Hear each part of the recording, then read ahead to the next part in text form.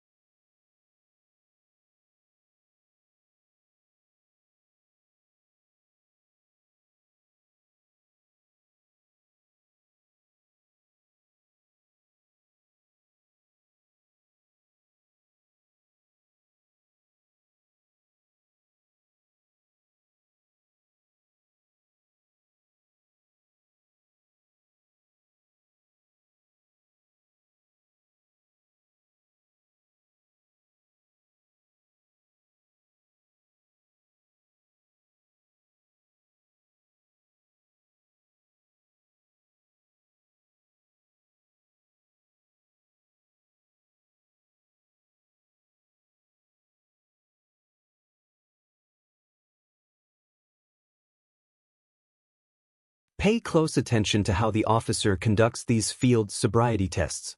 Before every exercise, he carefully explains the instructions, demonstrates the movement, and asks if the driver has any questions. That's not just good communication, it's part of the standardized process designed to ensure the driver understands what's expected before the evaluation begins. Throughout the walk-and-turn test, the officer is observing much more than balance. He's looking for divided attention issues, whether instructions are followed correctly, and whether the driver starts, stops, or turns as instructed. When the driver asks about walking backward, the officer immediately clarifies because misunderstanding instructions could affect the validity of the test. Do you think the officer gave clear enough directions, or could the instructions have been easier to follow?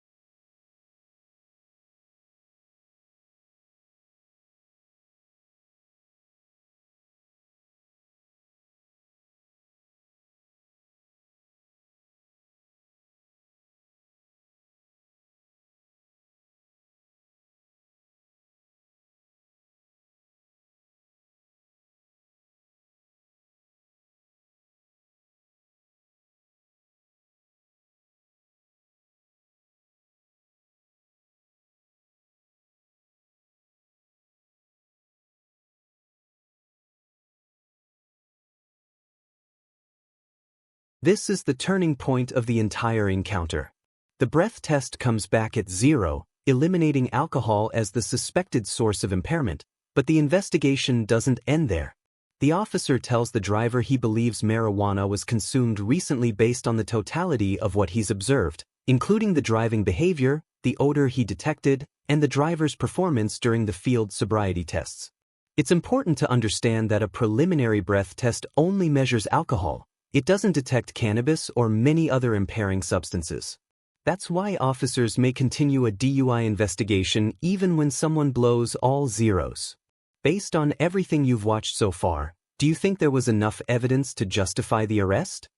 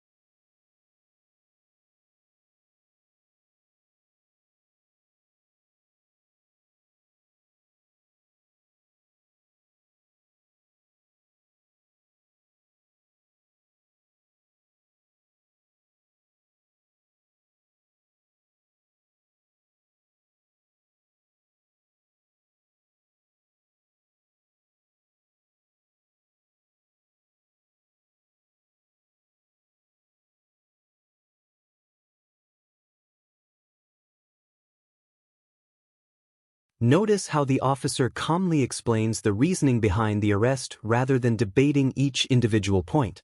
He repeatedly refers to the totality of the circumstances, a legal concept meaning officers evaluate all observations together instead of relying on a single piece of evidence.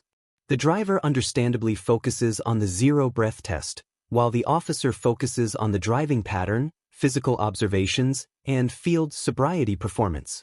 Cases involving suspected drug impairment are often more complex than alcohol-related investigations because confirming impairment frequently requires additional testing beyond a roadside breathalyzer. These situations often become heavily scrutinized later in court, where every observation documented on body camera can play an important role.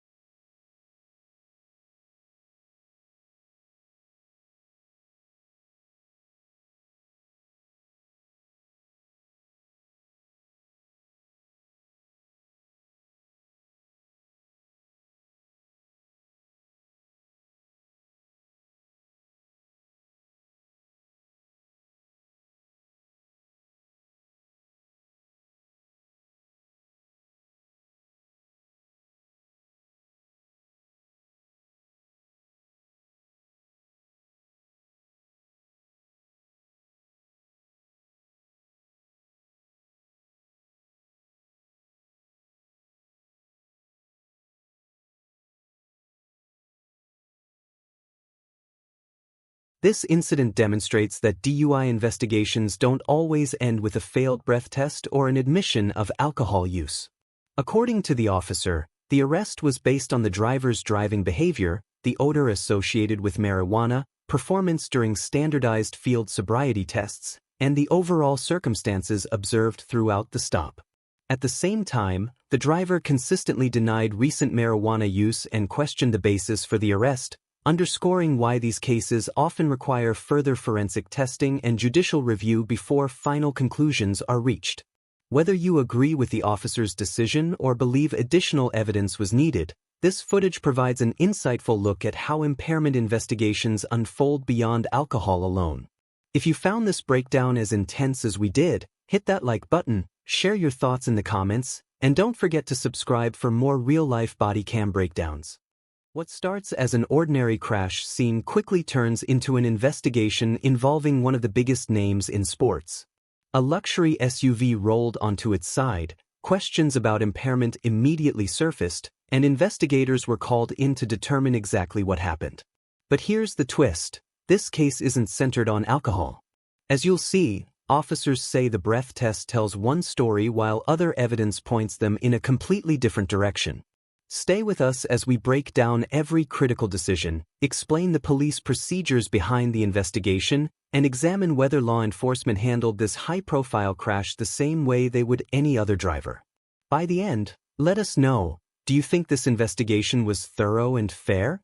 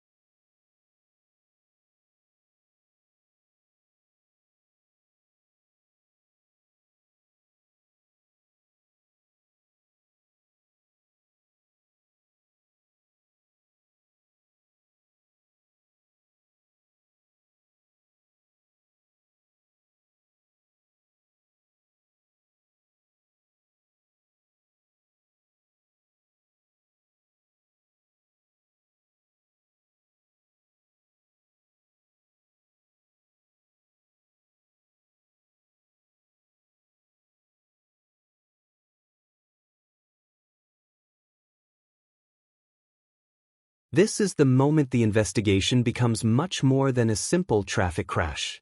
According to investigators, once they observed signs they believed were consistent with impairment, they initiated standardized field sobriety testing. It's important to remember that these roadside evaluations aren't designed to prove guilt on their own, they're one piece of the overall investigation. Officers are expected to consider everything they observe, including any injuries or medical conditions that could affect performance. Notice the sheriff specifically mentions that prior surgeries and physical limitations were taken into account before making an arrest decision. That's a significant detail because impairment investigations require officers to distinguish between medical issues and possible intoxication. What do you think? Should physical injuries make roadside testing less reliable, or do you believe officers can still fairly evaluate a driver's condition under these circumstances?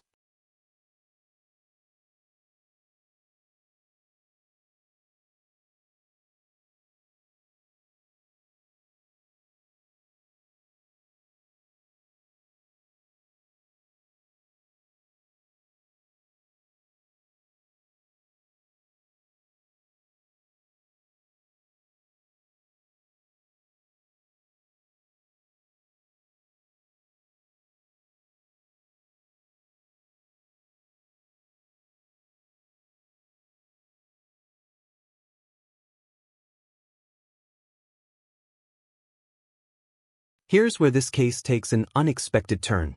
The breathalyzer reportedly registered triple zeros, meaning investigators found no measurable alcohol on the driver's breath. However, that doesn't automatically end a DUI investigation. Many jurisdictions have laws covering impairment caused by drugs, prescription medication, or other substances, not just alcohol. Investigators explained that they requested a urine sample because they believed the impairment they observed could have another cause. The refusal becomes significant because, while an individual may have legal rights regarding chemical testing depending on state law, refusing a requested test can carry its own legal consequences.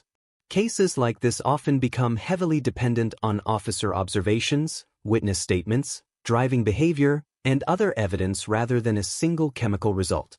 Does a zero alcohol reading change your opinion of the case, or would you still rely on the officer's observations?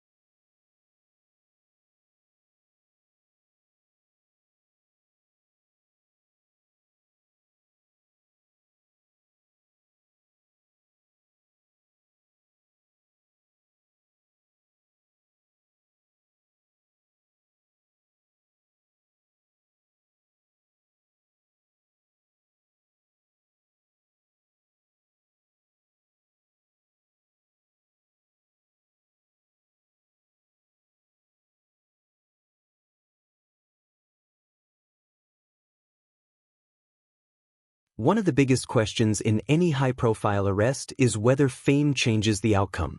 Reporters immediately press the sheriff on exactly that issue, and his response is straightforward. The law applies equally regardless of who is behind the wheel. At the same time, he explains why the suspect won't be housed in the general jail population, not as special treatment, but for safety and security reasons, something that's common for celebrities and other high-profile inmates. This distinction is important because public perception often focuses on appearances, while law enforcement also has a responsibility to protect people in custody. Whether viewers agree or disagree, transparency during a press conference like this helps explain the reasoning behind those decisions. Do you think officials handled these questions openly enough, or would you want even more information released?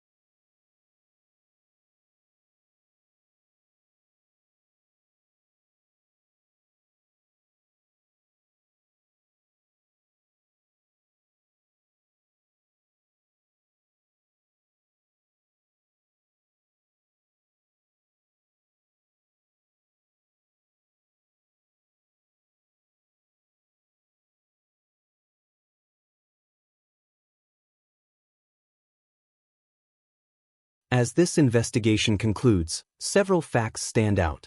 Investigators allege that the crash involved signs of impairment, the breath test reportedly showed no alcohol, and the refusal to provide a urine sample became a major part of the case. Thankfully, despite the dramatic rollover, no one was seriously injured, a reminder of how quickly situations like this can become tragic. Whether you're evaluating the officer's investigative decisions, the evidence presented, or the legal process that follows, one thing is clear: impairment cases often involve much more than a simple breath test. Every observation, every statement, and every procedural step can influence the outcome. What are your thoughts? Did investigators make the right decisions based on the information available, or do you see this case differently? If you found this breakdown as intense as we did, hit that like button, share your thoughts in the comments, and don't forget to subscribe for more real-life body cam breakdowns. A routine traffic stop quickly turns into a high-stakes DUI investigation after an officer spots driving behavior that immediately raises red flags.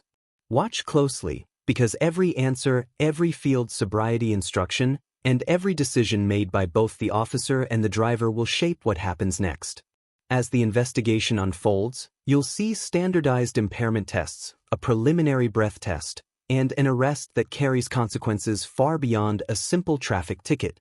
But here's the question: was this investigation handled by the book, and did the evidence justify every step? Stay with us, because this body cam footage has several moments that deserve a closer look.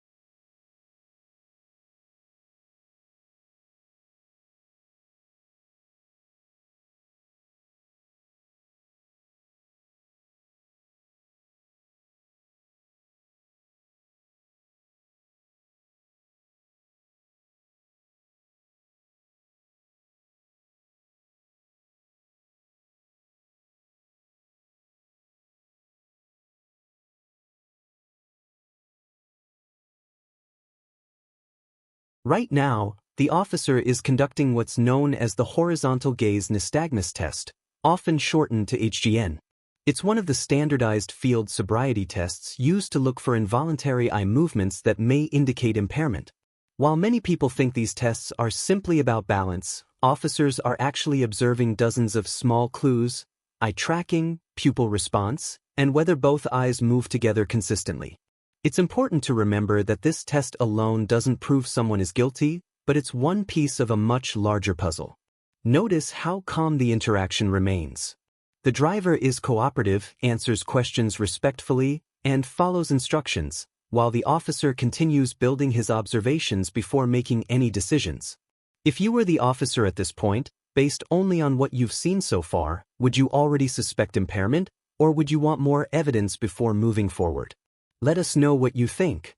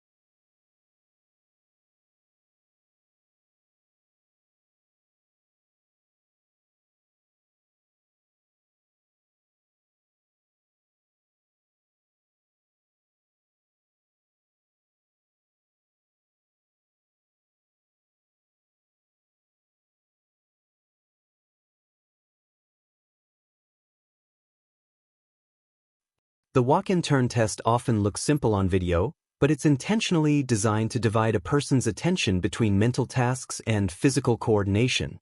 The participant has to remember instructions, keep balance, count correctly, walk heel to toe, avoid using their arms for balance, and perform a controlled turn, all at the same time. Here, the driver admits she's nervous and even asks to restart, something officers encounter fairly often during roadside investigations.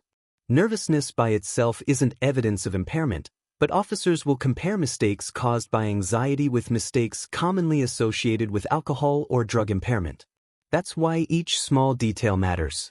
Do you think these errors are simply the result of stress from being pulled over for the first time, or do they suggest something more? Share your perspective in the comments.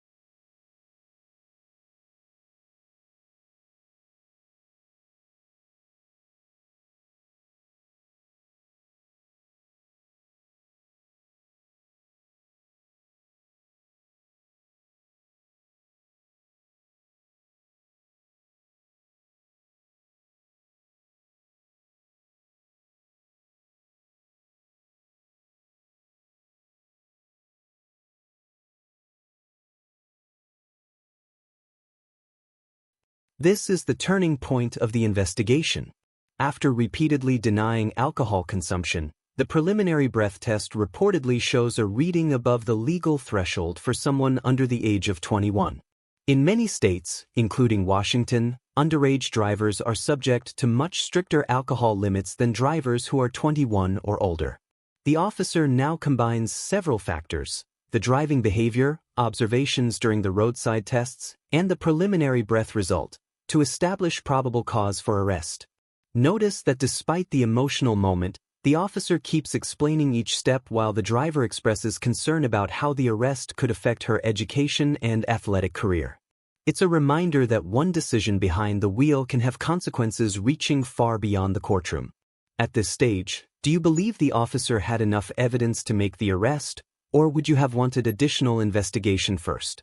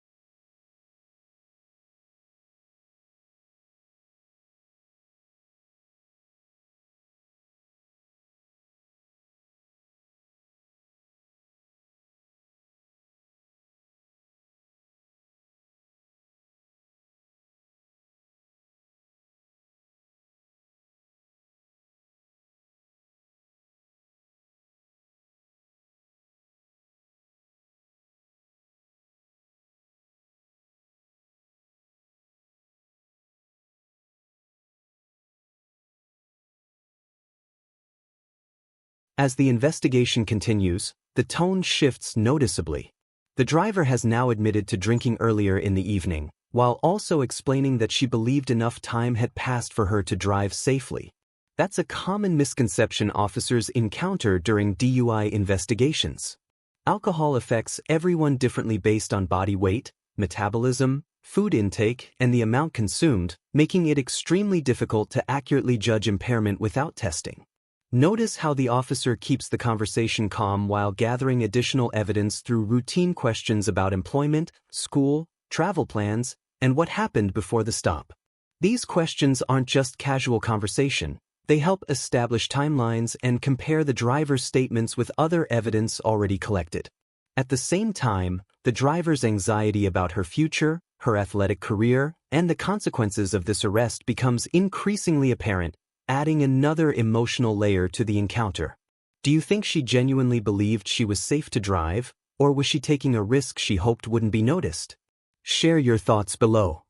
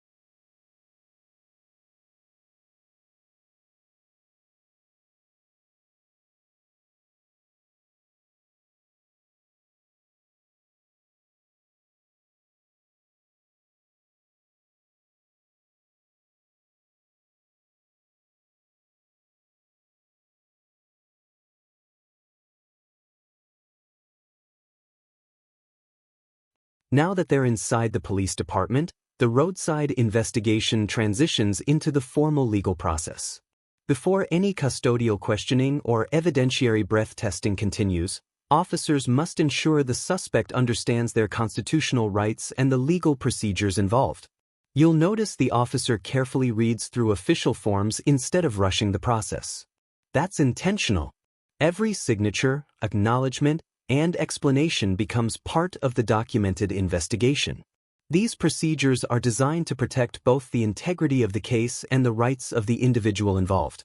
Whether someone ultimately pleads guilty, contests the charges, or is found not guilty later, following these procedural steps is critical. Cases can be challenged if required warnings or documentation are incomplete. Watching this part may seem less dramatic than the roadside stop, but legally, it's one of the most important portions of the entire investigation.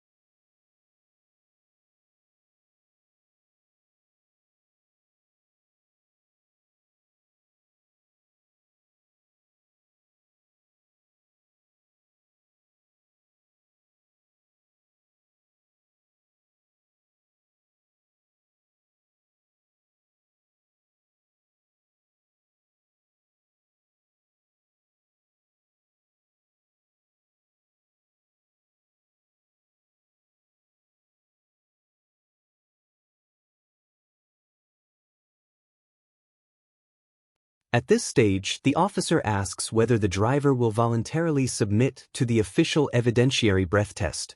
Unlike the preliminary roadside breath test, the evidentiary breath test is conducted using certified equipment under controlled procedures, and its results may carry much greater legal significance.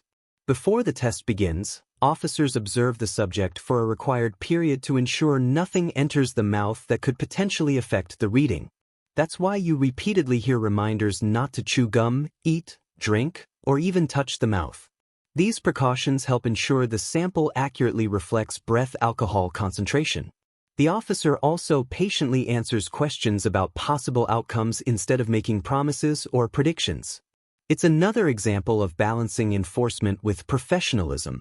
If you were in this situation, would you choose to take the official breath test or exercise your right to refuse, knowing each option carries its own legal consequences? Let us know what you would do.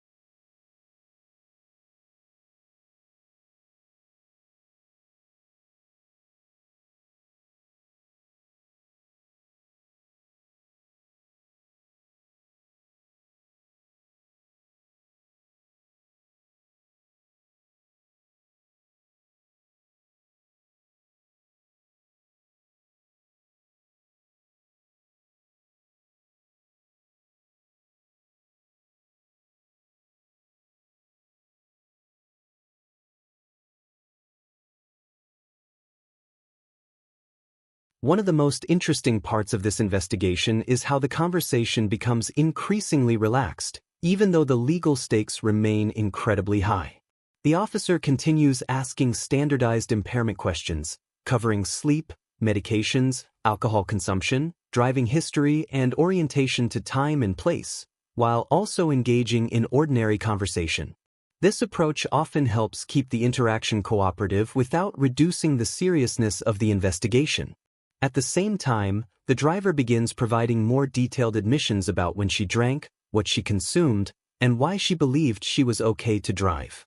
Those statements may later become important pieces of evidence when viewed alongside the driving behavior, field sobriety observations, and breath test results.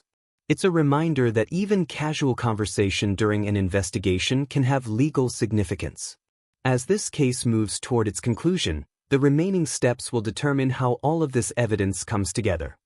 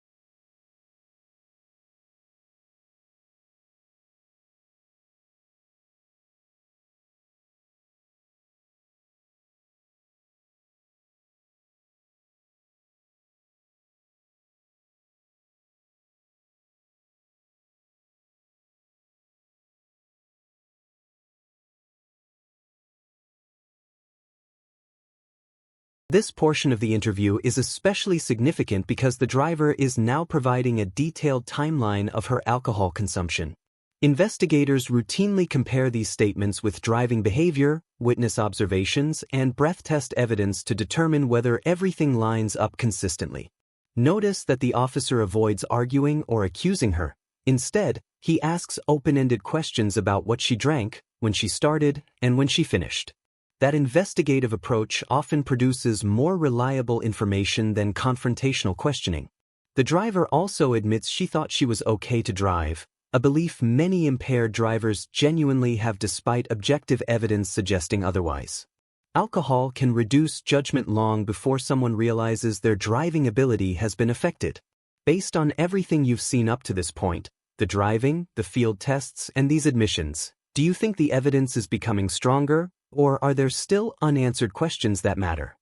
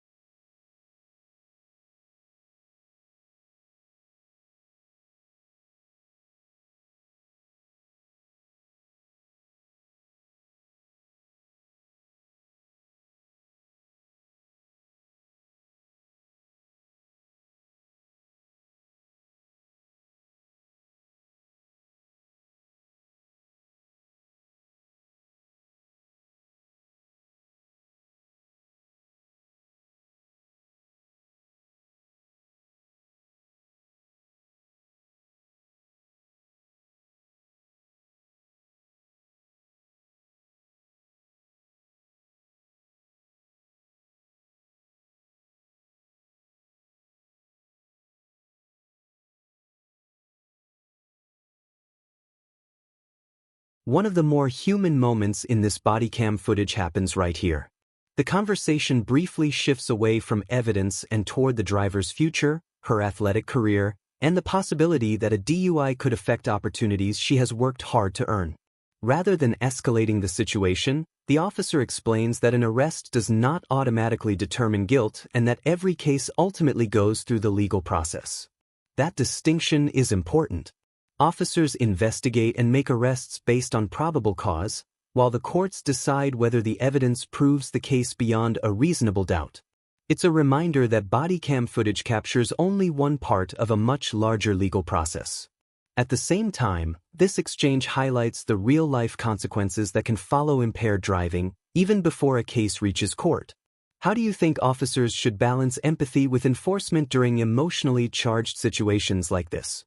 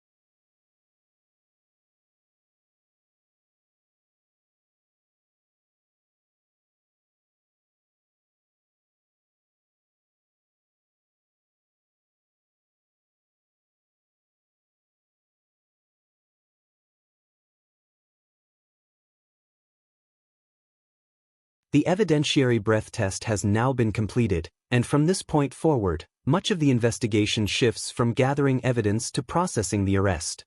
You'll notice the officer remains methodical, explaining each step while preparing the driver for booking.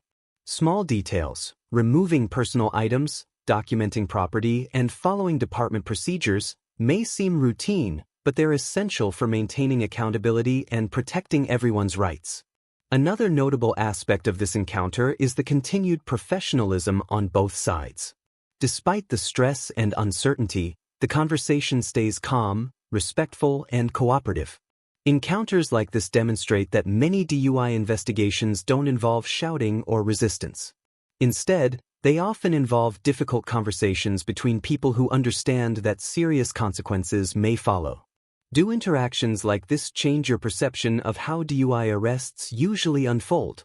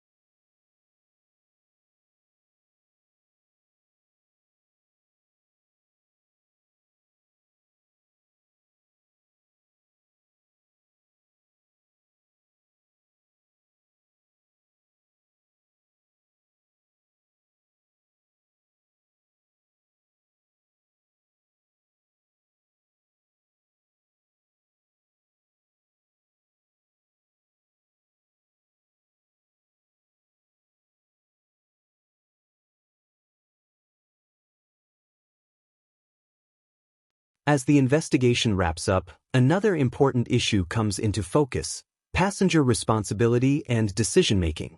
The officer discusses the circumstances surrounding the driver's friend and why allowing someone who has been drinking to drive can create additional safety concerns for everyone involved. While every person's legal responsibility depends on the specific facts and local laws, this conversation reinforces a larger public safety message. Preventing impaired driving often starts long before the vehicle ever leaves the parking lot. Choosing a designated driver, using a rideshare service, or simply waiting until sober can prevent life-changing consequences. Fortunately, in this case, no crash or serious injuries occurred, but the outcome could easily have been much worse considering the driving behavior described at the beginning of the stop. The final moments of this investigation serve as a reminder that responsible choices before getting behind the wheel are often the most important decisions of the entire night.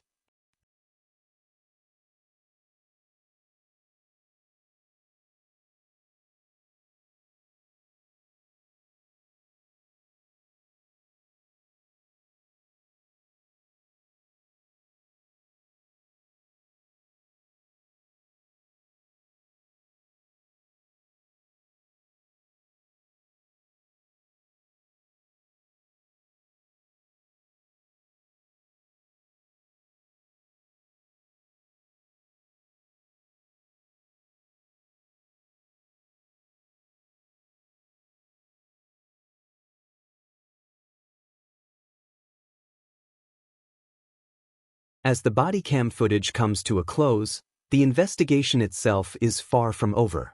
The officer's role now transitions from conducting roadside and station procedures to completing reports, documenting evidence, and preparing the case for prosecutors.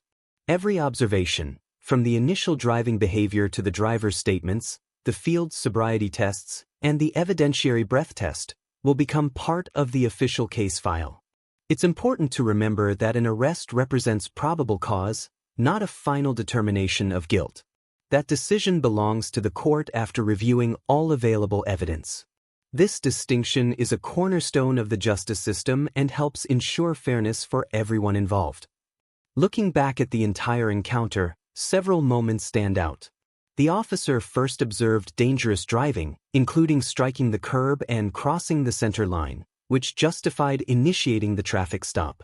Throughout the investigation, he explained each step, answered questions, and documented observations while maintaining a calm and professional demeanor. On the other side, the driver remained cooperative, admitted feeling nervous, and gradually acknowledged drinking earlier in the evening. These details illustrate how DUI investigations often rely on the totality of the circumstances rather than a single piece of evidence. Investigators evaluate driving behavior, physical observations, statements, standardized testing, and chemical testing together before making enforcement decisions. One of the biggest lessons from this case is how quickly an ordinary night can change. The driver repeatedly expressed concern about her education, athletic career, and future opportunities, reminding us that impaired driving doesn't just carry legal consequences, it can affect scholarships, employment, professional licenses, insurance costs, and personal relationships. At the same time, this incident ended without anyone being injured, which is something not every DUI investigation can say. The officer's intervention may have prevented a much more serious outcome. What are your thoughts after watching this entire investigation? Was the officer's approach fair and professional? Were the driver's explanations convincing? We'd love to hear your perspective in the comments, and remember to keep the discussion respectful and focused on the facts presented in the footage. This case demonstrates how modern DUI investigations are built piece by piece, from the initial traffic violation and roadside observations to standardized field sobriety testing, interviews, legal advisements, and evidentiary testing at the station. Every step is designed to gather information while protecting both public safety and the constitutional rights of the individual involved. Regardless of the final legal outcome, this footage serves as a powerful reminder that even one decision to drive after consuming alcohol can create lasting consequences for everyone involved. The safest choice is always to plan ahead, designate a sober driver, call a rideshare, or wait until you're no longer impaired. We hope this breakdown gave you a better understanding of both the investigative process and the importance of responsible decision-making behind the wheel. If you found this breakdown as intense as we did, hit that like button, share your thoughts in the comments, and don't forget to subscribe for more real-life body cam breakdowns, in-depth police analysis, and true crime investigations. Thanks for watching, and we'll see you in the next one.